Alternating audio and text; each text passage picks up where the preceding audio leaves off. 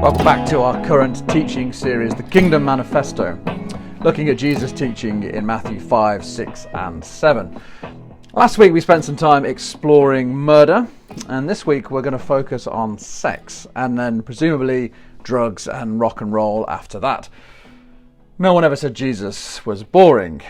He was certainly unafraid to tackle the issues that were on everyone's mind. Sometimes he preached the kind of sermons where parents needed to cover their kids' ears. This is what it says in Matthew chapter 5, beginning at verse 27. You have heard that it was said, "You shall not commit adultery." But I tell you, anyone that looks at a woman lustfully has already committed adultery with her in his heart. If your right eye causes you to stumble, gouge it out and throw it away. For it's better to lose one part of your body than for your whole body to be thrown into hell. And if your right hand causes you to stumble, cut it off and throw it away. For it's better for you to lose one part of your body than for your whole body to go into hell. Knives and spoons at the ready, I guess. What do we do with a verse like that? Well, let's not panic. Let's take a step back and we're going to tackle this one verse at a time. We're going to warm up to the mutilation. We'll think about adultery first. Verse 27 says, "You have heard that it was said, 'You shall not commit adultery.'" And as we've said in previous weeks, what Jesus is doing is tackling specific elements of the law, what was contained within the pages of the Torah, the first 5 books of our Bible: Genesis, Exodus, Leviticus, Numbers, and Deuteronomy. And last week we explored his thoughts on the 6th commandment, "You shall not murder." This week we're looking at the 7th. And as with all of these commandments, the 7th commandment had some debate around it. People were wrestling with what the law actually meant, because according to the Torah, if you were discovered committing adultery, you were supposed to be put to death. Leviticus 20:10 says, "If a man commits adultery with another man's wife, with the wife of his neighbour, both the adulterer and the adulteress are to be put to death." And Deuteronomy 22:22 says, "If a man is found sleeping with another man's wife, both the man who slept with her and the woman must die.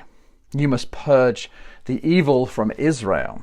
So, as you can see, it was quite important for them to get their thinking on this right. And there were expectations. Well, at least there were for men. Notice in the 2 verses I just read to you that adultery is about sleeping with another man's wife, not about sleeping with another woman, someone who is perhaps unmarried. There were other laws concerning that. For example, in Exodus 22:16 it says, "If a man seduces a virgin who is not pledged to be married and sleeps with her, he must pay the bride price and she shall be his wife." And in Old Testament times, men were permitted to have multiple wives. In fact, 2 out of the 3 Jewish patriarchs had multiple wives, Abraham and Jacob. Women, however, were not permitted to have sex with other people. And this is partly because they were considered the property of their husbands.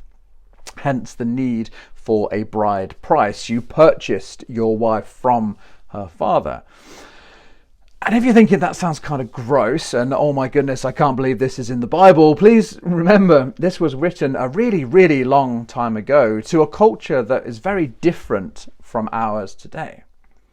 For example, in those days there were far fewer men actually available because men would go off to war and die. So multiple partners made sense. And also because a man's inheritance was passed down through his son, paternity always needed to be certain. I'm not saying that was right, simply that is the world into which the Bible was written. So the issue with sleeping with another man's wife had far less to do with breaking a marriage vow and far more to do with defiling another man's property, putting his lineage in jeopardy. And again, I'm not saying that's okay, but that's the way it would have been understood. It's also part of the issue with suggesting that the Bible has a consistent sexual ethic. It doesn't. The Bible represents this evolution of thought. Jesus, however, is about to help us take a massive leap on that journey of evolution. It says in verse 28, "But I tell you that anyone who looks at a woman lustfully has already committed adultery with her in his heart." This is the second of Jesus's "but I say to you" statements. And just like last week, what he seems to be doing here is, rather than dealing with the letter of the law, he's revealing the heart behind the command. Just like murder is a symptom of anger, adultery is also a symptom of lust. And notice he says woman, not wife. Now, the word in the original Greek can also be translated as wife, but the context here seems to suggest a much broader application than just thinking about somebody else who is married. Jesus is concerned here not just with who we sleep with, but the way that we think about each other. And just like anger last week, that makes this a lot more challenging, right? Because who hasn't looked at another man or woman and imagined what might be if the circumstances were different? I mean, let's be honest. We all live in a society that is saturated with sex. It's everywhere, in the shows we watch, in the books we read, in the adverts that are constantly being beamed into our eyeballs. We can't get away from it, can we? And one of its more pervasive and indeed destructive forms is, of course, pornography. I remember my first encounter with pornography was when I was a teenager, and me and my mate discovered somebody else's stash of magazines that they'd hidden under a box in the woods. We went from fighting each other with sticks one minute to sitting awkwardly in silence the next. But our kids don't even need to leave their bedrooms. They have a whole world of pornography available at their fingertips, on their phones, on their tablets. And it's a fact that children are being exposed at younger and younger ages. It presents us with a massive problem for our society, as well as all of the well-documented issues with the industry itself, such as human trafficking and STDs and drug use and very high suicide rates. There's the fact that pornography reduces men, and in particular women, to objects to be used for sexual gratification. The more pornography we consume, the more we struggle to feel content in normal, healthy relationships. We are literally rewiring our brains to experience pleasure differently. And there have been plenty of studies which confirm that's the case. But it's difficult, isn't it? Because, as I say, it's everywhere. You're never more than a few clicks away from something that has the potential to lead you down a dangerous path. So for Jesus to say anyone who looks at a woman, or indeed a man lustfully, has already committed adultery in their heart, puts us in this quite tricky position. And yet there is a warning here that I think we all need to heed, because there are consequences to allowing lust to become a motivating factor in our lives. There's this ancient story contained within our Bibles that I think speaks quite powerfully about this. It's found in 2 Samuel chapter 11. And I want to share it with you today. This is how it begins.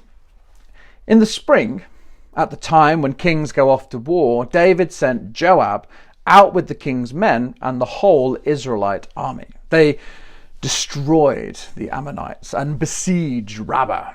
But David remained in Jerusalem. So this is King David we're talking about, Israel's greatest monarch, the boy who defeated Goliath, the man who conquered Jerusalem and returned the Ark of the Covenant to the city, the poet, the musician, the author of many of the Psalms. He was regarded as a political and military genius, and perhaps most importantly, a man after God's own heart. And it's springtime. the time when kings go off to war, because you can't war in the winter, it's too muddy, it's too wet. Most of the combat back then was up close and personal, so you needed to be able to move freely. But notice what happens. Instead of heading off to war with everyone else, David stays at home. He sends Joab and the lads off without him, and I guess just kicked back and relaxed, sort of pottered around the palace, making himself cheese toasties and catching up on all the shows he'd missed on Netflix.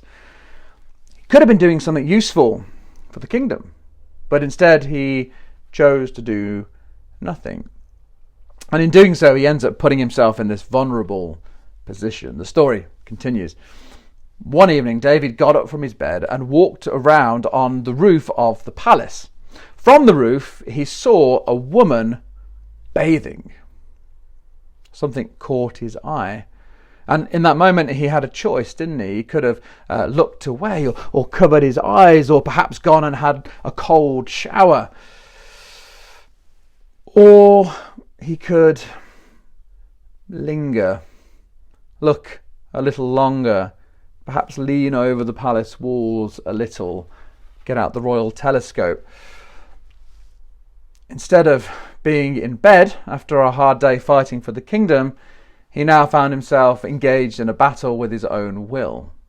It's an ancient story, but it's amazing how modern this feels. If we replace being up late on a palace roof with being up late on our phones, looking at something saucy, we might recognise some of our own vulnerability.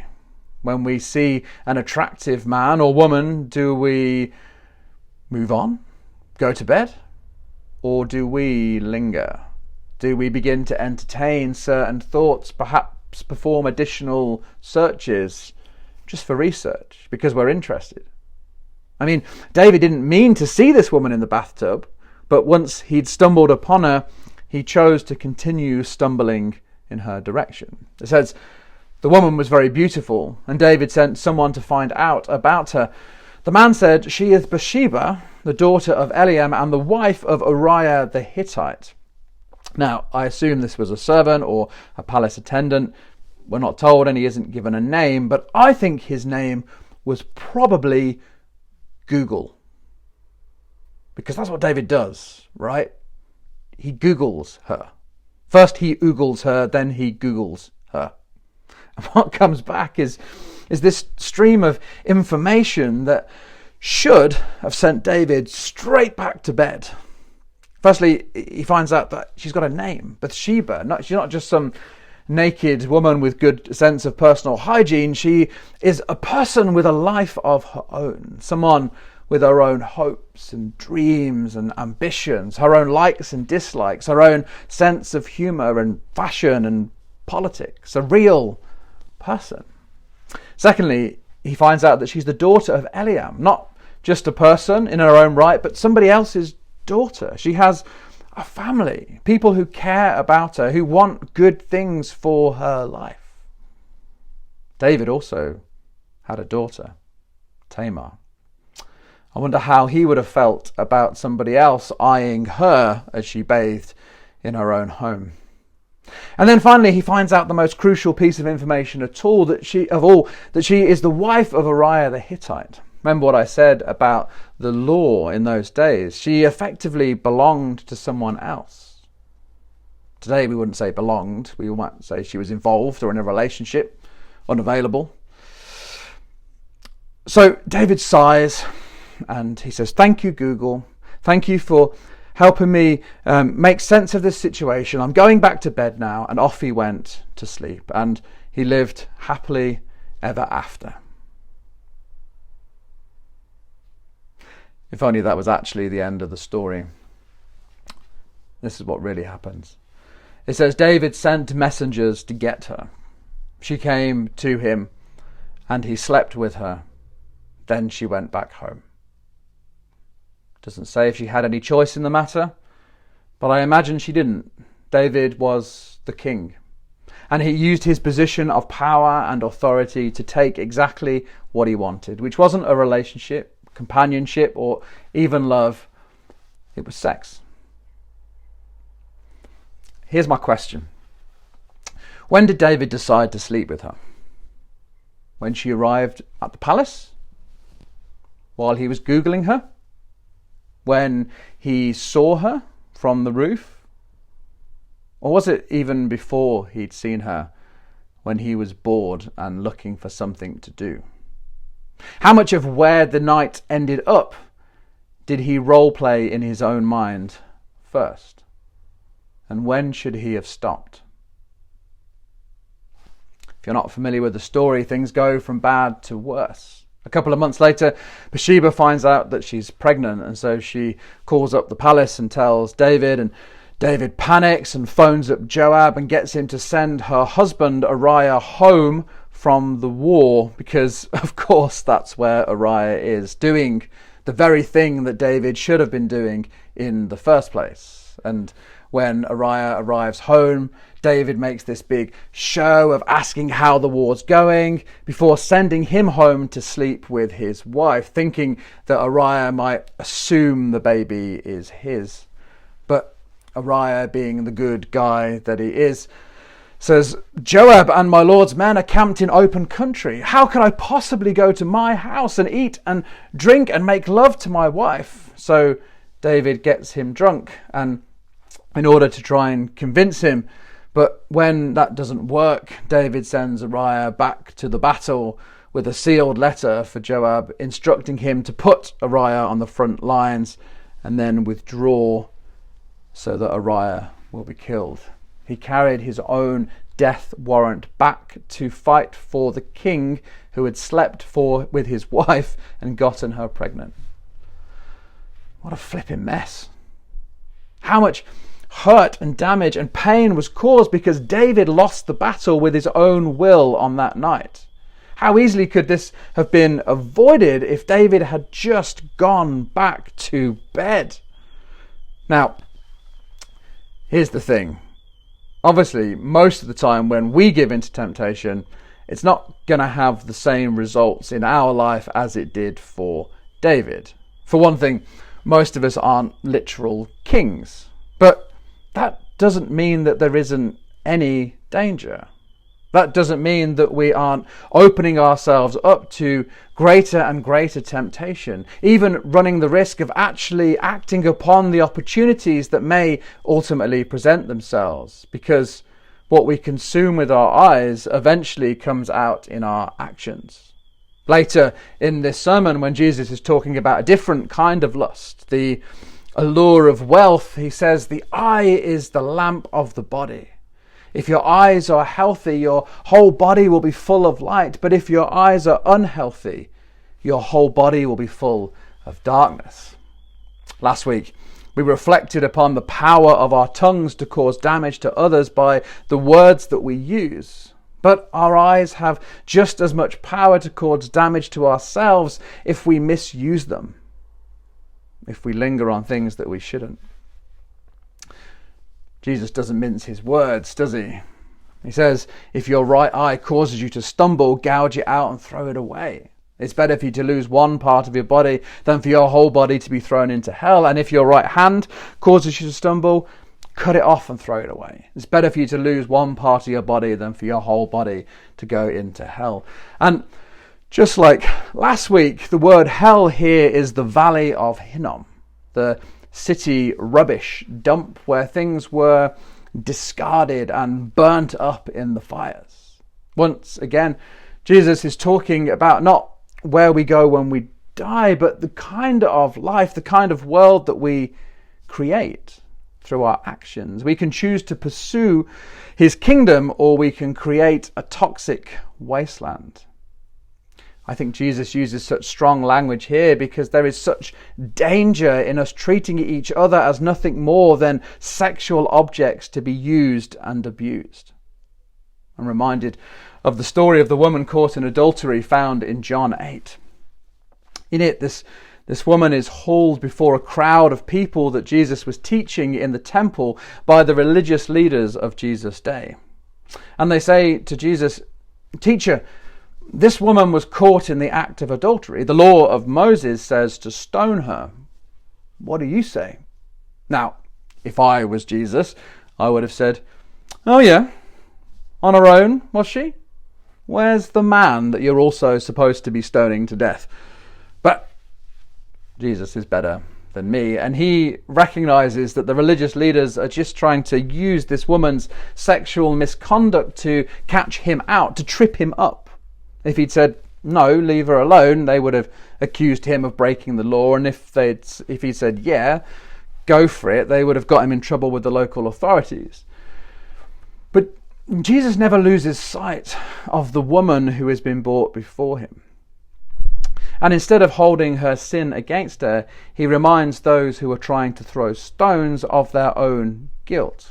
"Let the one who has never sinned throw the first stone," he says. And when none of them are confident enough to launch a projectile, he says to the woman, "Where are your accusers?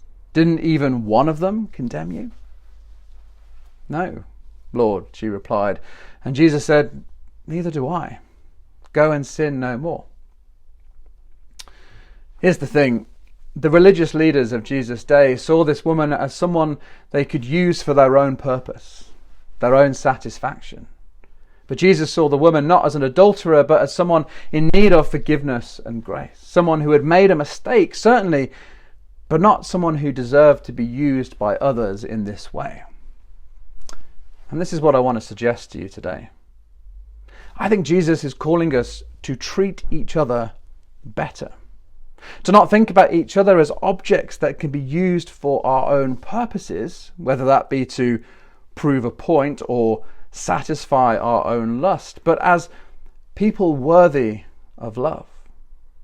Jesus knows how broken we all are. He knows the mistakes that we've made, even the thoughts that we've had, and yet he loves us still. And I think he would want you to know today that you are more than the sexual mistakes of your past. That you are more than an object to be used for the satisfaction of others. That you are not contaminated or unclean, but loved and forgiven and free to start again. And I think that he expects that we would treat each other in this way too. That we would be those that set about building a kingdom where everyone can experience love, not a wasteland where people are used and discarded. My hope is that we can do that without gouging out our eyes or chopping off our hands. Sure, it's hyperbole, but it is designed to help us recognize the importance of treating each other well, of not lingering on rooftops or Googling in incognito mode. Let's make sure that lust doesn't become the driving factor in our lives.